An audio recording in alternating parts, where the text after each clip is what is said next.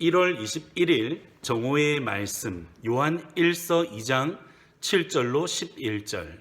사랑하는 자들아, 내가 새 계명을 너희에게 쓰는 것이 아니라 너희가 처음부터 가진 옛 계명이니 이 옛 계명은 너희가 들은 바 말씀이거니와 다시 내가 너희에게 새 계명을 쓰노니 그에게와 너희에게도 참된 것이라. 이는 어둠이 지나가고 참 빛이 벌써 비침이니라. 빛 가운데 있다 하면서 그 형제를 미워하는 자는 지금까지 어둠에 있는 자요, 그의 형제를 사랑하는 자는 빛 가운데 거하여 자기 속에 거리낌이 없으나 그의 형제를 미워하는 자는 어둠에 있고 또 어둠에 행하며 갈 곳을 알지 못하나니 이는 그 어둠이 그의 눈을 멀게 하였음이라. 요한 1서 2장은 하나님과 바른 관계를 맺는 구체적인 세 가지 실천 사항을 언급하고 있습니다. 지난 시간은 그 중에서 첫 번째로 하나님의 말씀에 순종하는 것에 대해서 묵상해 보았습니다.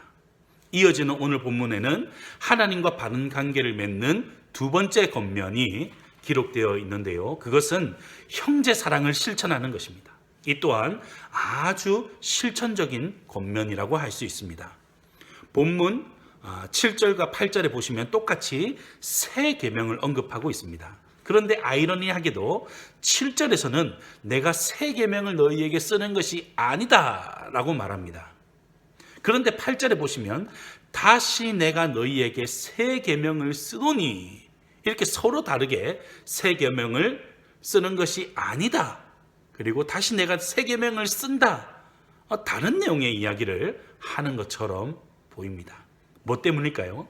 7절에서 말하는 새 계명을 너희에게 쓰는 것이 아니라는 뜻은 이 형제 사랑이 옛적부터 너희에게 전해 내려온 그 옛 계명, 즉 모세의 율법에 이미 다 기록되어 있었던 내용이다는 뜻입니다. 새로운 내용이 아니라는 뜻이죠. 그런데 왜 8절에서는 다시 내가 너희에게 새 계명을 쓴다라고 말할까요?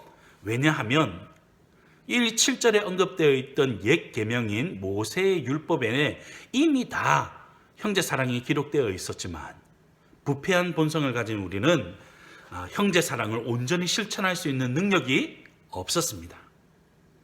여러분, 살다 보니까요, 인생의 가장 큰 숙제 중에 하나가 내 배우자를 진실하게 사랑하는 것이 아닐까 하는 생각을 합니다. 이것은 제가 평생 동안 훈련해야 할 숙제인데요. 연애할 때는 헤어지는 것이 아쉽고 너 없이는 못 살겠다, 그렇게 해서 결혼했습니다. 모든 사람들이 그러한 마음으로 결혼을 하죠.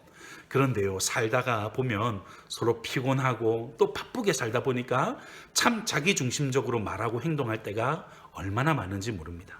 내가 가장 사랑해서 결혼했던 사람임에도 불구하고 이타적으로 사랑하기가 너무나 어렵다는 것이죠.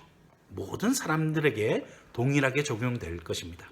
그런데 사도 요한은 이제 8절 말씀에서 새 계명을 너희에게 가르친다라고 언급합니다. 이것은 형제 사랑을 실천하는 근거가 달라졌다는 것입니다.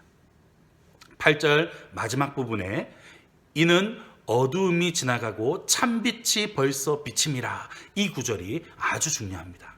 참빛이 되신 하나님의 사랑이 그의 자녀된 저와 여러분들의 심령에 비추어졌습니다. 하나님의 사랑, 십자가의 은혜, 성령의 도우심 안에서 우리는 새로운 성품을 얻게 된 것입니다. 여전히 우리는 타락한 본성을 가지고 있지만 그 속에서도 형제를 사랑하고 자신을 희생할 수 있는 선한 능력이 우리의 심령에 비추어졌다, 그 능력이 우리 가운데 임했다라고 하는 것입니다. 그러므로 형제 사랑은 이 성도들의 신앙을 정도를 헤아려 볼 수 있는 중요한 척도가 됩니다. 눈에 보이는 이 형제를 사랑하지 않고서 어떻게 눈에 보이지 않는 하나님을 사랑할 수 있겠습니까? 그래서 9절 말씀에 보시면 빛 가운데 있다 하면서 그 형제를 미워하는 자는 지금까지 어둠에 있는 자다. 형제를 사랑하지 않는 자는 하나님도 사랑할 수 없다라고 그렇게 말씀했습니다. 제가 신대원을 다닐 때에 우리 교단의 총회장을 역임했던 한 목사님께서 예배를 인도하셨을 때가 있었습니다. 그때 이런 설교를 하셨던 기억이 있는데요. 여러분들이 앞으로 목사가 돼서 교회를 섬기고 또 성도들을 사랑으로 돌보겠다. 그래서 지금 훈련하고 신학 공부를 하고 있지만 정작 지금 내 룸메이트를 사랑하지 않는다면, 지금 내 옆에 형편이 어려운 우리 동기들, 형제들을 사랑하고 위로하고 그들을 위해서 기도하지 않는다면 앞으로 여러분들이 목사가 돼서 설 자리는 없을 것이다. 지금 하지 않는데 어떻게 나중에 할 수 있겠느냐. 아주 충격적인 말씀을 하셨습니다. 10년이 지난 지금도 제 머릿속에 생생하게 기억에 남아 있습니다. 빛 대신 하나님께서 내 심령에 오시면요, 어둠은 물러가게 되어 있습니다.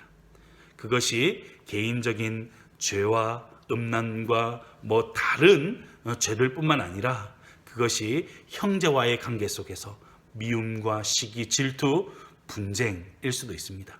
그것들이 빛 대신 하나님께서 내 심령에 임하실 때에 그것이 모두 사라지게 될 것이다는 것이죠.